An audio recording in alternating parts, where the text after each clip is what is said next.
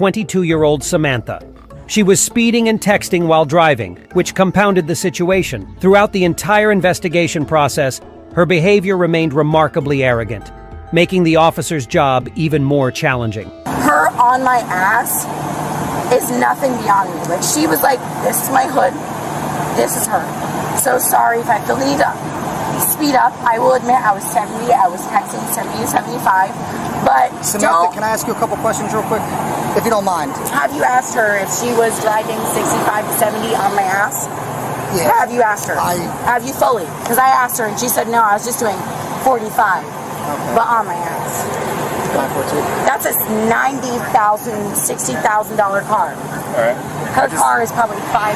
I'll pay for it out of my fucking pocket. At the beginning, Samantha was explaining the situation to the officers in an arrogant manner and displaying disrespect to the other driver. She referred to the other driver's car as cheap and made comparisons with her own car. Later, another officer arrived at the scene, and he was a DUI certified officer. He informed the woman that the crash investigation had concluded, and he would now proceed with a DUI investigation. She was on my ass expecting someone else to pay so I just for want to her let shit. you know that the crash investigation in reference to the fire hydrant intersection, I'll probably go to jail, right? the crash investigation's over. All right, Officer Thomas from Port St. Lucie Police Department, now investigating DUI. All right, so I'm conducting a DUI investigation. Okay, so based off that, you have the right to remain silent. Anything you say can be used against you in the court of law. You have the right to talk to a lawyer and have him or her present with you while you're being questioned. If you cannot afford to hire a lawyer, one will be appointed to represent you before any questioning if you wish. You can decide at any time Search up Payne Patterson. to exercise these rights and not answer any questions or make any statements. Do you understand each of these rights that I read to you? I do. You do? All right. After the officer inquired about the situation, she provided an explanation, but it was delivered with arrogance and anger. So, can you just explain to me again what happened? You were coming southbound on... I don't know the lady's name. I was coming southbound on Martin down St. James, and she was on my ass, so I hit the gas a little bit more. I hit a fire hydrant, and she hit the gas a little bit more. I hit a fire hydrant, I hit the brakes, I stopped. Okay. She hit right behind me. Is there anybody else that was in the car that we Just had to me. So you were the only... I made the point to make it just me. Just you in the It's just car? my car. I pay $1,000 a month. It's my car. It's a Honda Civic 2018. If you need any more information, I can give it to you. So it's safe to say that you were the only one in the vehicle, you were the one driving. The officer, suspecting possible drunk driving, proceeded to ask her how much alcohol she had consumed that day. Her response was, "Do you have anything to drink tonight?" I did. What'd you drink? I had a Jameson Ginger. Jameson Ginger? Was that like a Moscow Mule or something? No, just a Jameson and Ginger. I'm not gonna lie. Just one? I had about two. Two? But I'm not gonna lie. Are they little baby ones? Are they a shot per glass? I mean, like Jameson, and then ginger type deal. Is it a ginger beer? Yeah, pretty much. Yeah. Okay, so like 2 beers, 2 shots. Okay, it's not a big deal. Did you take anything else besides that? Any narcotics? I'm very much against Narcans.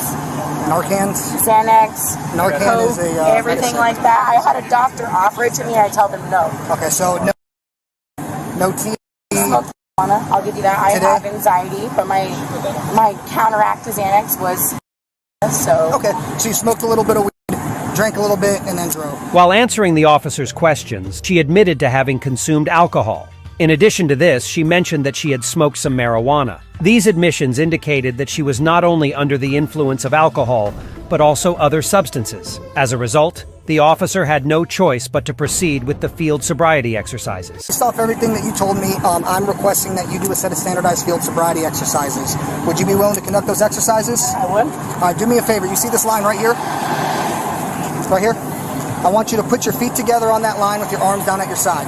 Feet together like how they are, or feet So together you're like... going to stand right here, feet together, arms down at your side, just like this. On this line. Samantha, on this line. I know, I'm backing up a little. Okay. Step on that line. Okay. Now nope, go back to the line. Now take a side step so we can stand right in front of me. We haven't started yet. You're going to stand right here. Right here. We haven't started. Just stand there. To be fair, I've never done like a sobriety test. I'm I don't going know to explain and demonstrate it all. Just stand on that line. Right in front of me. Straight, right? Nope, just stand on the line and don't move. Just stand there. Right in front of me. Are you picking up what I'm putting down? Stand on this line in front of you. Just stand right here.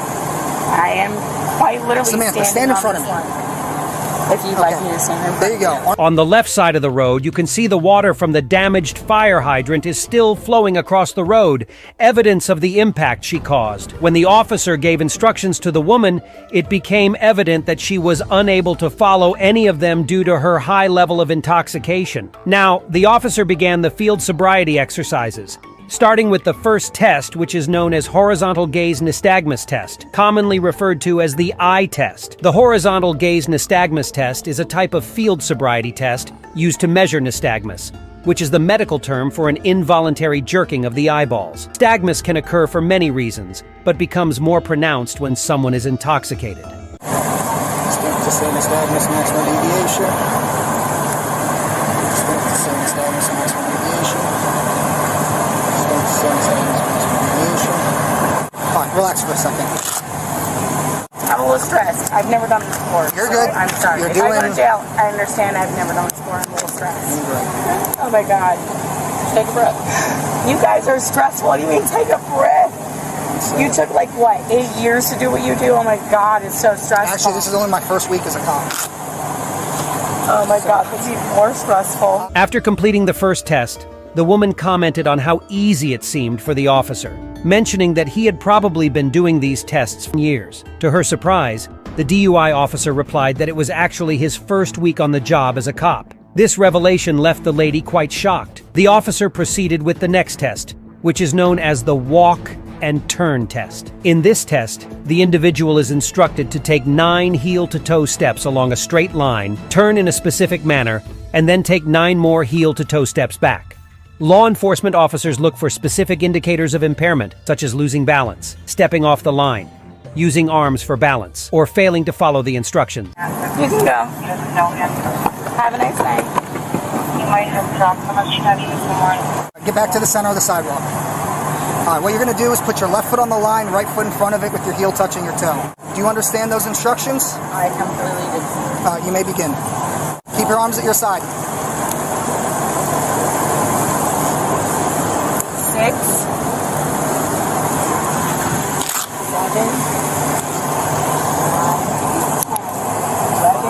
12, 14. And if you want me to do some more, I can. We got one more exercise. You're doing great. Field sobriety exercises are not pass and fail. They're simply to determine your level of intoxication. All right?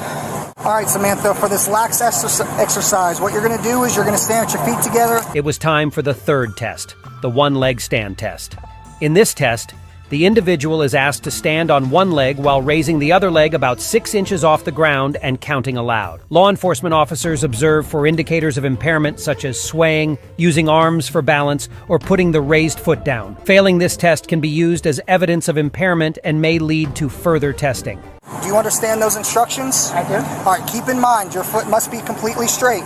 Your legs completely straight, your foot parallel to the ground, your arms at your side, and you're counting out loud. You may begin. Arms down at your side. 1002, 1003. Arms at your side. 1004, 1005, 1006, 1007, 1008, 1009. I can't stand on the ground. That's a lot. Oh, that's good. Stop. As the woman struggled to stay balanced during the one-leg stand test, it was pretty clear she had too much to drink, but the officer had a sneaky plan. Instead of telling her she'd be arrested, he tricked her. He pretended there was one last test, a hand-eye coordination test. All right, this last one's hand-eye coordination. You see your thumbs and index fingers? All right, what you're going to do is you're going to make this diamond right in front of your face, just like that. See, fingers out too. All your fingers out. Can you extend your hands? I mean, there you go. My arms are short. This is extended. Okay, so what's going to happen, right, without looking, I want to test your hands-eye coordination. You have to try and make that, touch your fingertips behind your back. So if I can see it. Like these fingertips? Yep, try to touch them behind your back. Nope, other way. Go. Like this way? This way, just like that. I could touch my neck if you want me to. Pull them up there. Perfect. Samantha, you're being placed under arrest for driving under the influence. This was all a trick. Seeing how wobbly and drunk she was, the officer arrested her without warning. When the lady was put in handcuffs, she started yelling, crying, and saying rude things to the officers. She really didn't want to get arrested, and she begged them to change their minds. But the officers didn't, and she was taken away in custody. Give me my fucking cups. Let me go. You're a dick. Please let me go. Take my clothes. You see those? Take those clothes. Take those. Hear me out. Listen to me. Take those clothes. Those clothes. Please. 552. Wait, can I just tell him something? Yeah, please? tell him. No. Those clothes. Can you take? You did my boyfriend, please. No, it's okay. I went to jail. We'll let him know. Oh my God. I didn't even do anything. Please let me go. Just let me go. I'm not gonna fight it. Just let me go, please. Please let me go. It hurts. It hurts so much. The more you fight, the more it hurts. Just let me go. No, I'm gonna get in on my own. You really, okay, perfect. It's right you here. literally don't have to hold me. I'll open it. Everything. Nope, hop in. Okay, you're a dick. I've been called worse. A little later, as the officers were talking about what happened, the woman started hitting her head on the car door. When the officers opened the door to read Samantha her rights, she began to breathe heavily, like she was having a panic attack, and said she felt trapped. Hey, Samantha. Please don't fucking talk to me. I'm now requesting that you submit to a lawful test of your breath for the purpose of determining its alcohol Yes, content. Will you take the test? Yes, please. Yeah, you're gonna take the test? You're gonna do a breath test? Yes, please. Okay. Just give me a second. I'm feeling very claustrized. Just.